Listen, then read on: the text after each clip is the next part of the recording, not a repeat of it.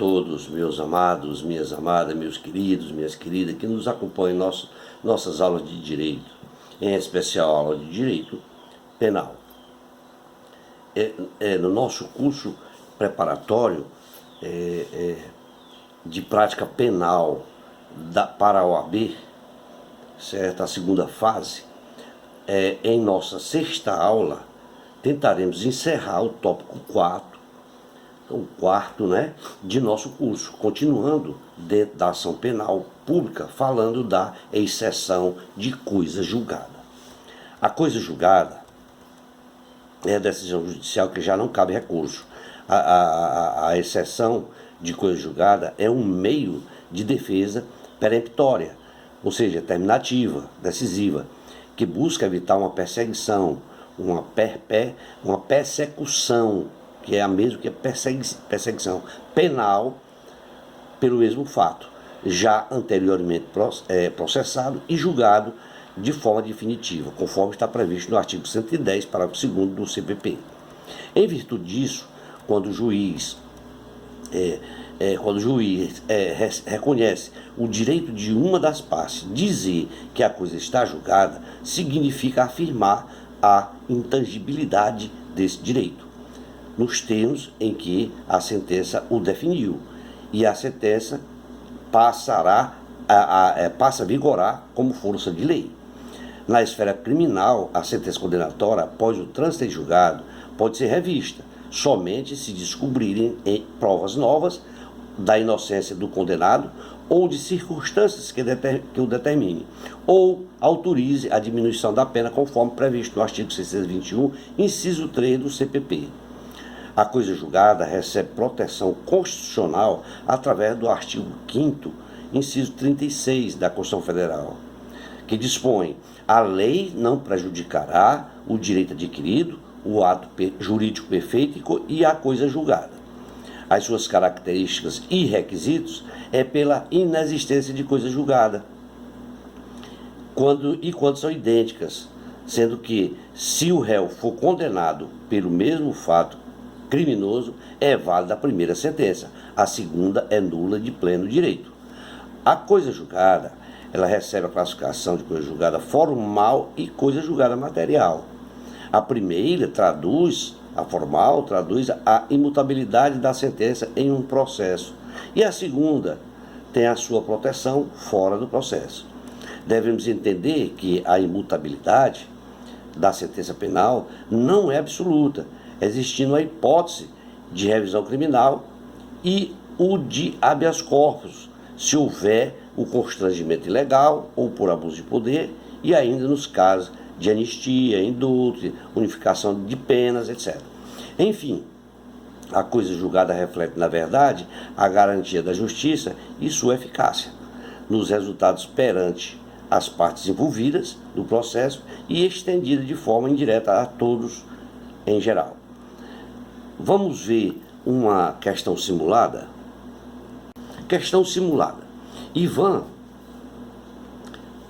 foi processado pela prática de advocacia administrativa, foi regularmente processado perante a vara criminal.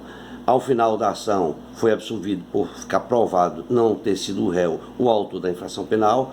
Mesmo após o trânsito em julgado, outro representante do Ministério Público optou por oferecer denúncia, já recebida pelo juiz, contra o mesmo réu e pelo mesmo fato.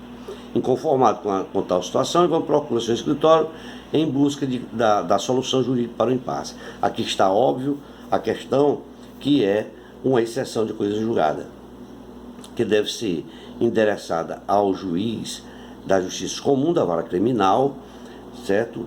Não precisa qualificar, Ivan já está qualificado, nos autos do processo, número tal, certo? Que ele move a Justiça Pública, fazer a exceção do pedido, da ação, que é a exceção de coisa julgada, na forma do artigo 95, inciso 5, 110 e 111 do Código de Processo Penal, expor os fatos, expor o direito, certo? E, por fim, fazer o pedido de que seja reconhecido a coisa julgada, em favor do recipiente, né? Termos em que pede diferimento, local e data, advogado 3 pontinho, OAB 3 pontinho, tá? Continuemos.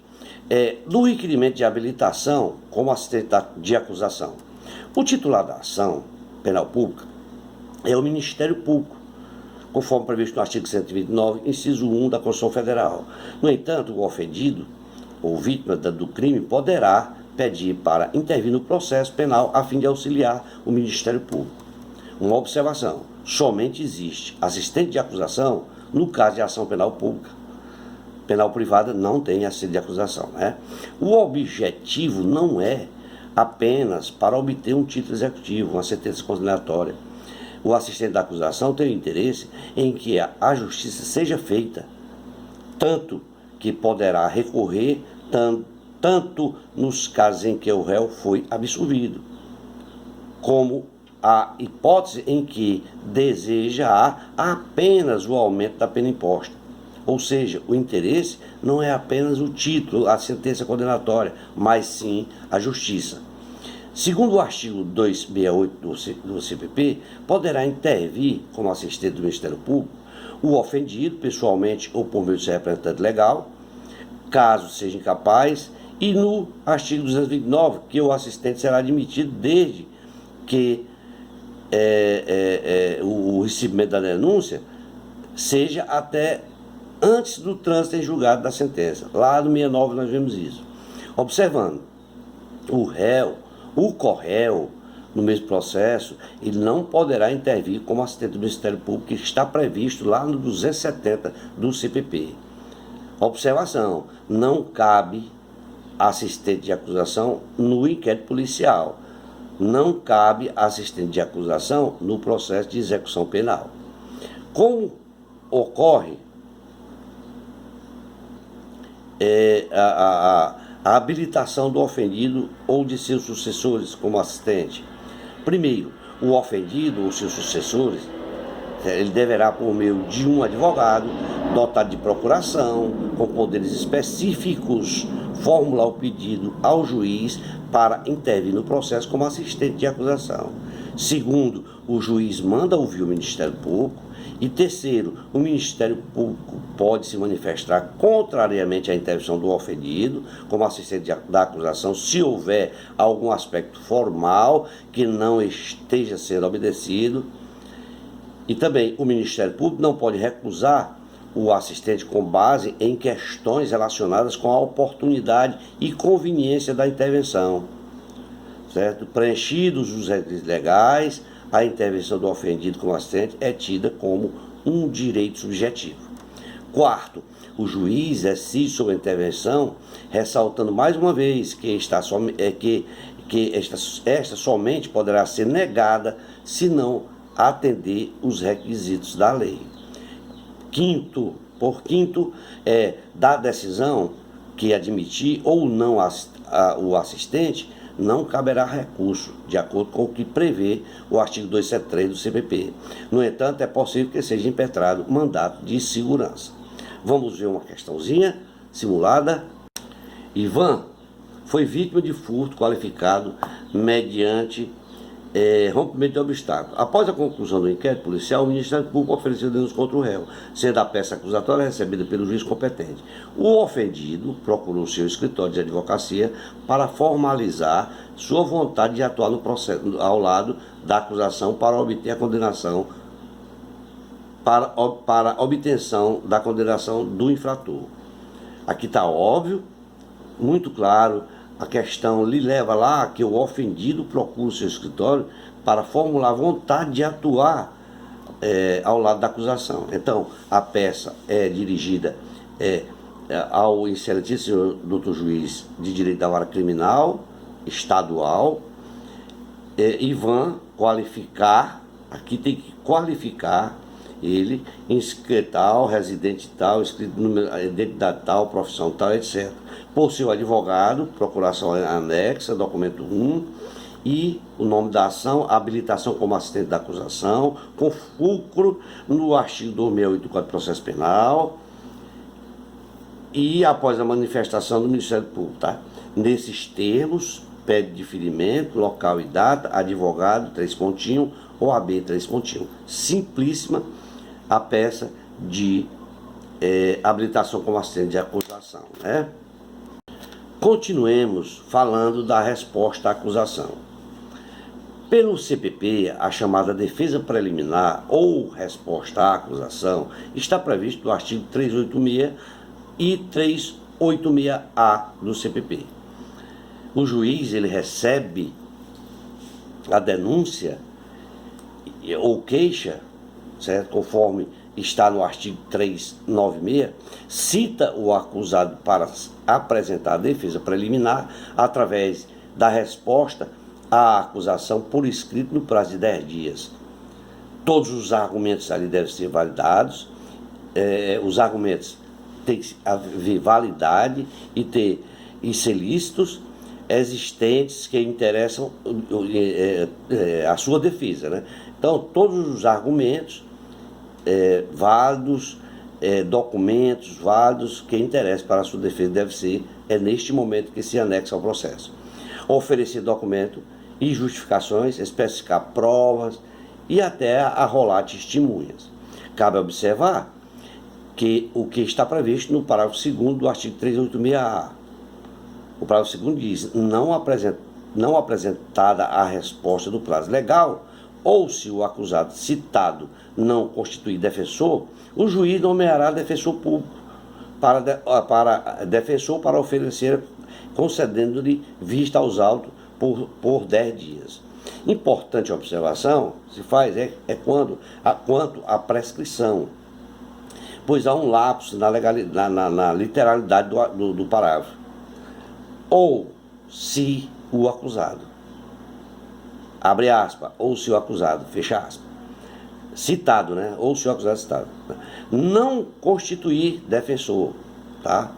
Essa regra deve ser válida apenas para os casos em que a citação se deu pessoalmente, pois se o réu citado por edital não comparecer e nem constituir defensor, aplica-se a regra do artigo 366 do CPP. Suspende-se o processo e a prescrição, até que o réu seja encontrado. Podemos apontar como exemplo de pedidos de defesa preliminar, primeiro, a excludente de ilicitude, a conduta do acusado, apesar de ser típica, uma conduta dolosa ou culposa, omissiva ou comissiva, como um nexo de causalidade e resultado jurídico nos crimes materiais. Não é lícito, pois está amparado por algum excludente de ilicitude, previsto no artigo 23, né, do Código Penal. Pois quais sejam ali a legítima defesa, o estado de necessidade, o estrito cumprimento do dever legal e o exercício regular do direito. Segundo, a excludente de culpabilidade, o erro de proibição, coação moral, irresistível, obediência hierárquica, são todas hipóteses de excludente de culpabilidade. Com base na existência de alguma dessas circunstâncias, o réu ele poderá pleitear sua absolvição sumária. E caso o réu for menor de idade, existe aí a inimputabilidade pela menoridade, que exclui a culpabilidade penal. Neste caso, o processo deve ser encaminhado ao Ministério Público da Infância e da Adolescência para a tomada das medidas cabíveis com base no Estatuto da Criança e do Adolescente, a Lei 8.069 de 90. Terceiro, excludente de tipicidade. Lembre-se que o delito é um fato típico, ilícito e culpável. Preenchidos os 3 elementos, surge aí o estado de punibilidade, ou seja, o dever de punir que o Estado tem. O fato será típico se o agente praticar uma conduta previamente prevista em lei comissiva, uma ação ou omissão, seja ela uma conduta omissiva ou comissiva, dolosa ou culposa, quando prevista taxativamente em lei, atingindo o bem jurídico penal de forma significativa, pois o resultado jurídico decorrente da conduta do agente é o nexo da causalidade e somente será importante para o direito penal se o bem jurídico penal for atingido de forma relevante pelo princípio da ofensividade.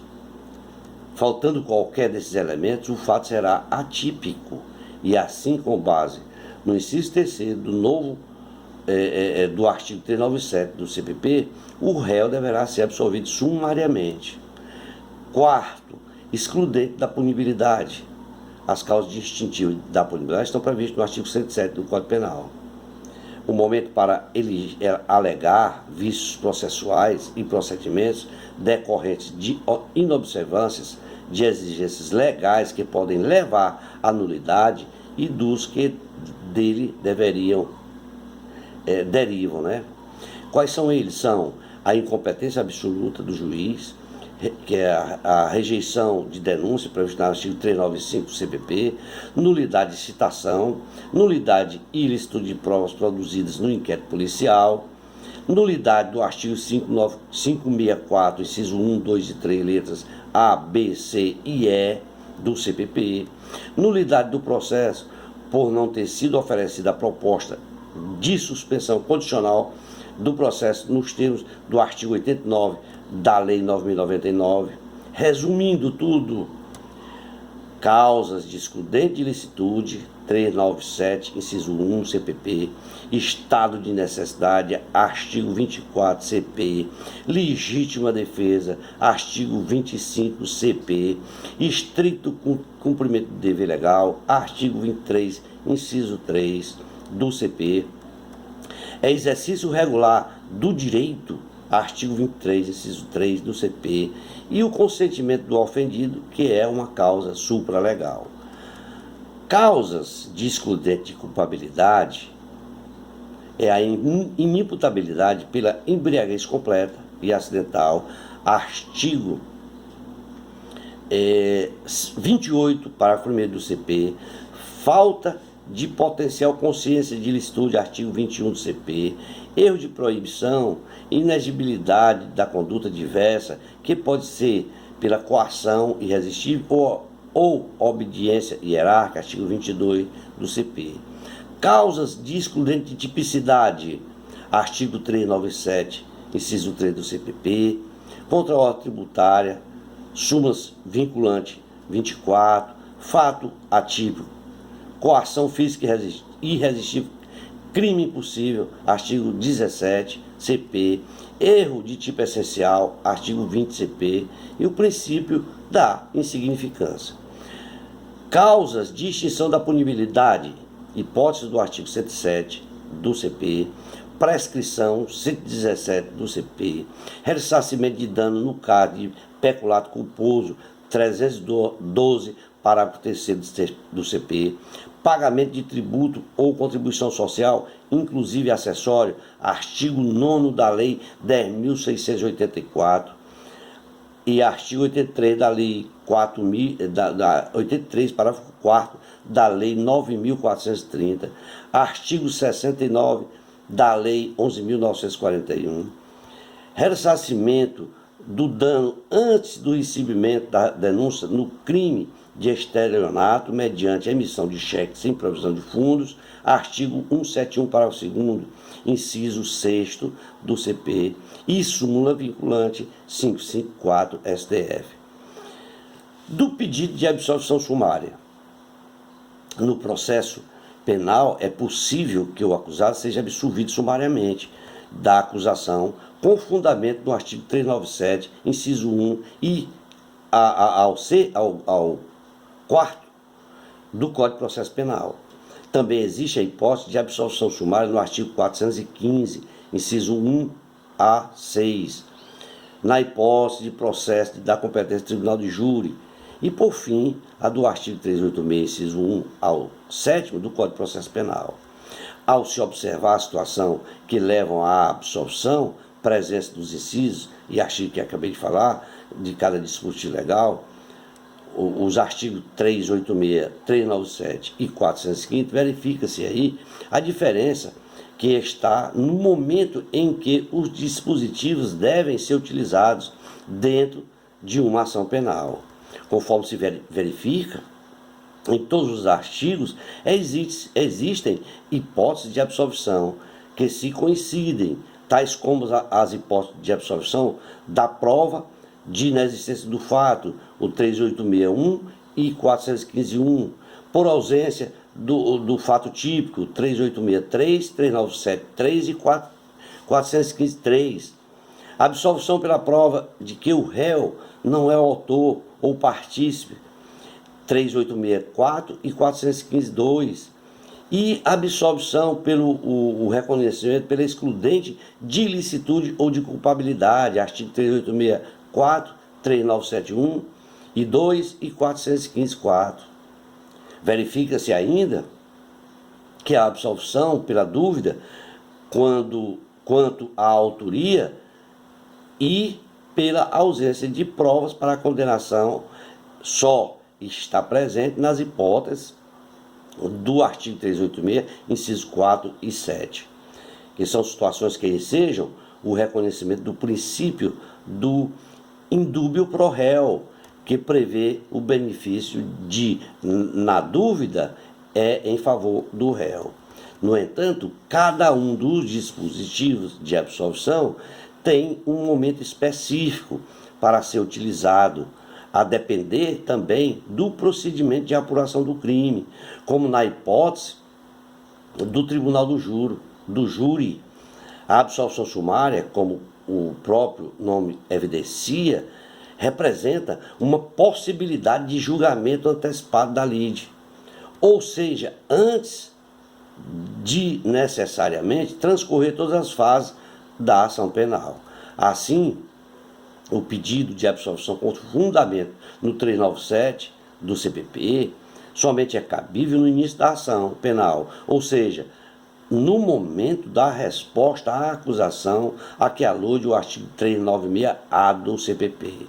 Contudo, de forma excepcional, o pedido de absolvição sumária com fundamento no artigo 415 do CPP deve ser feita nas alegações finais, quando se tratar dos crimes que seguem o rito do tribunal do júri, previsto no artigo 406, 497 do CPP. Isto porque no rito especial do júri existe duas hipóteses de absolvição sumária, uma com fundamento no 397 e a outra com fundamento no artigo 415 do CPP. Isso se dá porque o rito do tribunal do júri tem uma estrutura bifásica ou escalonada, dividida. A primeira fase segue o rito ordinário e trata da coleta de provas realizada perante o juiz, a fim de que, ao final, este se posicione dentro de uma das hipóteses cabíveis na sentença que finaliza a primeira fase, que são elas, a de pronúncia, o artigo 413, impronúncia, o artigo 414, absolvição sumária, artigo 415, e desclassificação, o 419, todo do CPP. Assim, considerando a existência de um procedimento composto por duas fases, no rito do júri, do tribunal júri, o pedido de absolvição sumária, no momento da resposta da acusação, deve estar fundada no artigo 397 do CPP. Contudo, ao término da primeira fase, ou seja, do momento dos memoriais, o pedido de absolvição sumária deve ser fundamentado no artigo 415. Isto porque o procedimento não termina com a sentença proferida pelo magistrado ao término da primeira fase. Portanto, a absolvição, embora feita ao final do procedimento, é sumária, ou seja, é antecipada. O mesmo ocorre no tribunal do júri, que ao final de todo o procedimento, ou seja, no plenário de julgamento, em sustentação oral, o pedido de absolvição deve ser respaldado nas hipóteses do artigo 386. Dos memoriais, as alegações finais, na forma oral ou por memoriais, constituem uma peça defensiva de extrema importância do processo penal, considerando que são as últimas manifestações da defesa e antes da prolação da sentença. Nas alegações finais, a defesa deve expor a causa extintiva da punibilidade, tais como prescrição, decadência, percepção ou abolitivo crimes. A postulação da extinção da punibilidade deve ser oposta no momento da ação, por meio de uma petição simples. No entanto, se a causa é extintiva da punibilidade apenas ocorreu após o fim da instrução e a defesa ainda não peticionou, nesse sentido, é imprescindível que as alegações finais contenham o pedido. Nos exames da OAB, basicamente, se tem pedido em 3 hipóteses essas condições. O da complexibilidade da causa ou o número excessivo de acusado, está previsto no artigo 403, parágrafo 3º do CPP. Pelo requerimento de diligência, está previsto no artigo 404 do CPP. A base legal encontra-se previsto no 403, parágrafo 3º, com prazo de 5 dias. É recomendável que se faça um exame individualizado dos elementos do crime, do fato típico, a ilicitude e a culpabilidade, para que se tenha uma ideia de que tipo é. E o argumento, por exemplo, sobre a ausência de dolo, culpa, tipicidade, seja formal ou material, resultado, o nexo causal, a imputabilidade, potencial consciência da ilicitude do fato e exigibilidade da conduta diversa, assim como a presença de algumas excludentes de ilicitude. Ainda nas alegações finais, é importante elaborar teses subsidiárias que deverão ser analisadas pelo julgador, ainda que contraditórias. Assim são cabíveis teses como desclassificação do roubo para o furto ou da tentativa de homicídio para a lesão corporal simples. Na mesma linha, são pertinentes e necessários os pedidos de acolhimentos de atenuantes e causas de diminuição de pena, assim como os de afastamento de qualificadora, agravantes e causas de aumento de pena. Ademais, deve-se suscitar na defesa ressaltar que, na remota hipótese de condenação do réu, fecha aspas, é cabível determinado regime de execução da pena ou a aplicação da pena restritiva de direito ou da suspensão condicional da pena. Finalizamos aqui o 4º tópico e em nossa próxima aula nós iniciaremos o tópico 5º, certo? Tratando dos recursos. Obrigado a todos, espero ter contribuído com todos vocês e de coração desejo uma boa prova de segunda fase de direito penal. Obrigado e esperamos vocês na próxima aula. Um forte abraço.